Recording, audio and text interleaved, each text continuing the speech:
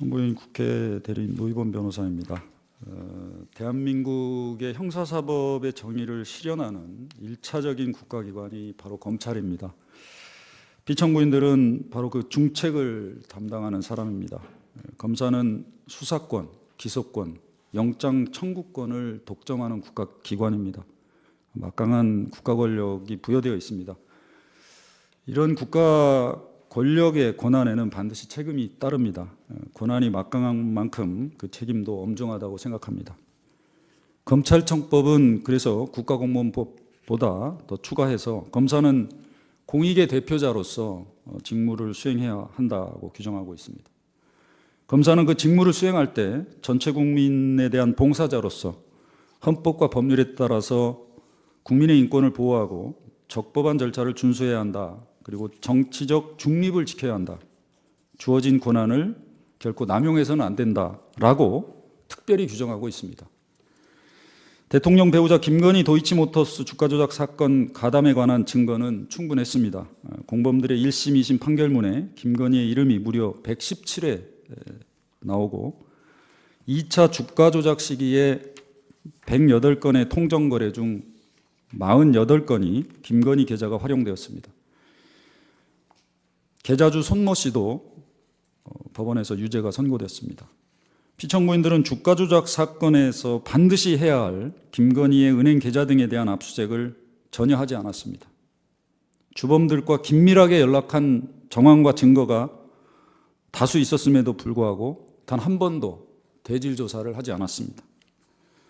서면 제출만 이해받고 형식적인 대면 조사를 마친 후에 주가 조작으로 가담하여 23억 원을 번 피의자에 대해서 오히려 주가 조작 일당에게 이용당한 피해자라고 불기소 처분을 했습니다.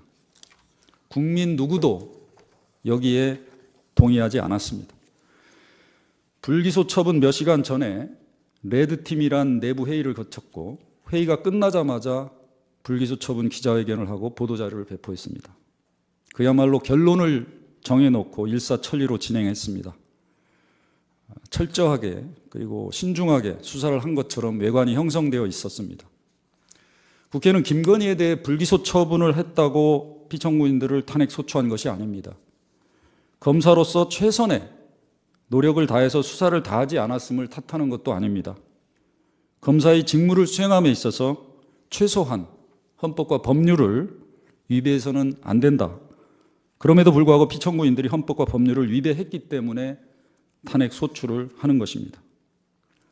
피청구인들은 여기서 더 나아가 기자회견에서 청구하지도 않은 영장을 청구했으나 기각되었다고 사실과 다른 허위 답변을 했고 계좌주에 대한 압수영장을 청구한 사실이 없다고 거짓 답변을 했습니다.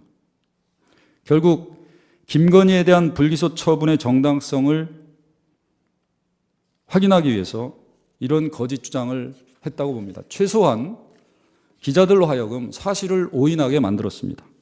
다음 날 국회 국정감사장에서는 기관정의로 나가 여전히 주가 조작 사건의 범죄 사실에 대한 영장이 청구되었다고 위증을 했고 계좌주에 대한 영장 청구 사실을 숨기기 위해 사실과 다른 자료를 최소한 오인할 수 있는 자료를 작성해서 제출했습니다.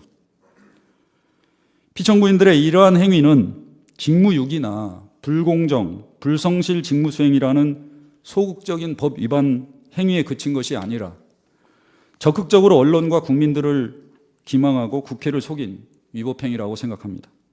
더구나 국가기관은 헌법과 법률에 따라서 공정하고 정당한 법 집행을 해야 한다는 국민들의 신뢰를 배반한 중대한 위법행위입니다. 피청구인들은 경호상의 문제로 방문조사를 했기 때문에 아무런 문제가 없다고 합니다. 수사심의위원회는 법상 의무가 아니기 때문에 문제가 안 된다고 합니다.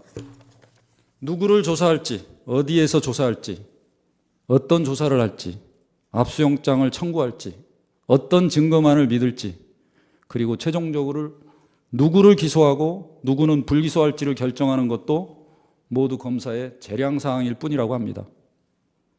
재량사항이므로 아무 잘못도 위법도 없다고 합니다. 과연 대한민국 검사의 직무가 그렇습니까? 존경하는 재판장님, 재판관님, 민주주의 국가에서 법의 지배는 국가 권력의 정당한 행사에 대한 주권자인 국민의 신임을 통해서만 구현될 수 있습니다. 피청구인들과 같이 막강한 권한을 부여받은 공무원이 더구나 법치주의 실현의 중책을 맡은 피청구인들의 직무 수행이 법치주의와 법의 지배의 근간을 이룹니다. 대한민국 대다수 검사들은 지금 이 순간에도 형사사법의 정의를 실현하기 위해서 기록과 싸우고 당사자들을 조사하면서 자신의 맡은 바 직무를 충실히 하고 있습니다. 피청구인들의 행위는 형사사법의 정의를 훼손하고 법치주의와 법의 지배를 좀먹게 합니다. 이런 행위가 계속되면서 헌정질서는 위태롭게 됩니다. 피청구인들의 위법 행위를 결코 가볍게 볼 수 없습니다. 피청구인들은 이 사건 탄핵이 국정마비를 위한 것이라고 합니다. 내란과의 관련성이 없다고 합니다.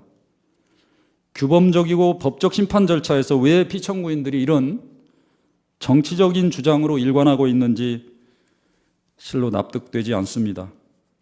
탄핵심판제도는 공직자를 처벌하는 제도가 아닙니다. 직무집행에서 위법행위를 한 공직자를 직무에서 배제함으로써 헌법을 수호하고 유지하는 제도입니다. 탄핵심판의 결론은 제도의 본질과 목적에 맞게 탄핵소추 사유와 파면 여부가 결정되어야 합니다. 피청구인들은 검찰청법, 국가공무원법, 헌법과 형법을 위반하였고 그 법 위반의 행위는 형사사법의 정의를 훼손하고 검찰에 대한 국민의 신임을 위반한 것으로 중대합니다. 임명직 공무원은 주권자인 국민이 직접 선출한 대통령과 같은 민족 정당성을 가지고 있지 않습니다. 대통령 파면의 기준이 피청구인들에게 일괄적으로 절대적으로 적용될 수는 없습니다. 피청구인들을 직무에서 배제함으로써 손상된 법질서, 헌법 가치를 회복시켜 주시고 검찰의 국민에 대한 신뢰를 회복시켜 주시기 바랍니다. 이상입니다. 자, 그러면 지금부터 잠시만 주목해 주시기 바랍니다. 제가 구독자분들을 위해서 선물 하나를 준비했는데요. 제가 항상 여러분들께 드리는 말씀이 있습니다. 뉴스만 평소에 잘 챙겨보셔도 돈이 되고 돈을 벌 수 있다라고 말씀을 드렸는데요. 여러분들은 여기 보시는 삼성전자 뉴스를 보고 어떤 생각이 드세요? 아니면 정치인들의 뉴스, 날씨 뉴스를 보고는 어떤 생각이 드시나요? 그냥 뉴스만 보고 끝내는지 아니면 이 뉴스를 어떻게 이용할 수 있는지 이 부분을 고민하고 계시는지를 되물어보고 싶습니다. 그 이유가 뭐냐 하면 제가 지난번에 여러분들께 뭐라고 말씀을 드렸었죠? 지금은 반도체 섹터를 눈여겨보셔야 한다고 말씀드렸습니다. 그리고 나서 이런 썸네일들 뉴스를 통해서 많이 보셨을 겁니다. 반도체 내용이 이슈가 됐을 때 부자들은 어떻게 생각한다? 반도체 관련주들은 뭐가 있는지, 어떤 종목이 가장 좋은지, 어디에 투자해야 돈이 몰리는지 자연스럽게 생각한다고 제가 말씀을 드렸죠. 그 이유가 뭐냐 하면 부자들이 봤을 때는 이슈가 곧 돈으로 이어지고 그 이슈가 나에게 돈을 벌어준다는 경험적 확신이 있기 때문에 부자들은 항상 이런 사회적 이슈를 관심있게 챙겨본다고 제가 말씀을 드렸습니다. 이번에도 마찬가지인데요.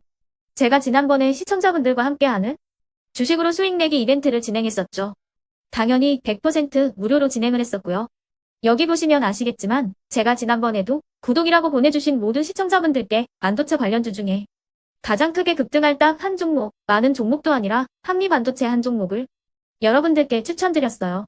그러면서 여기 나와 있는 대로 정확히 얼마에 매수해야 하는지 그리고 수익률이 어느 정도 나왔을 때 팔아야 하는지를 이런 부분들까지 여러분들에게 정확히 알려드렸었는데 지금 실제로 어떻게 되었다? 오른쪽을 보시면 아시겠지만 제가 지난번 문자 발송으로 이 한미 반도체를 소개해드리고 나서 실제로 이렇게 5배 이상 어마무시한 상승이 나왔습니다.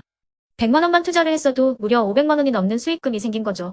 그래서 당시에도 굉장히 많은 분들이 제가 드린 이 한미 반도체로 수익을 내실 수가 있으셨을 텐데요. 다시 한번 축하드린다고 말씀을 드리겠고 이번에도 마찬가지입니다.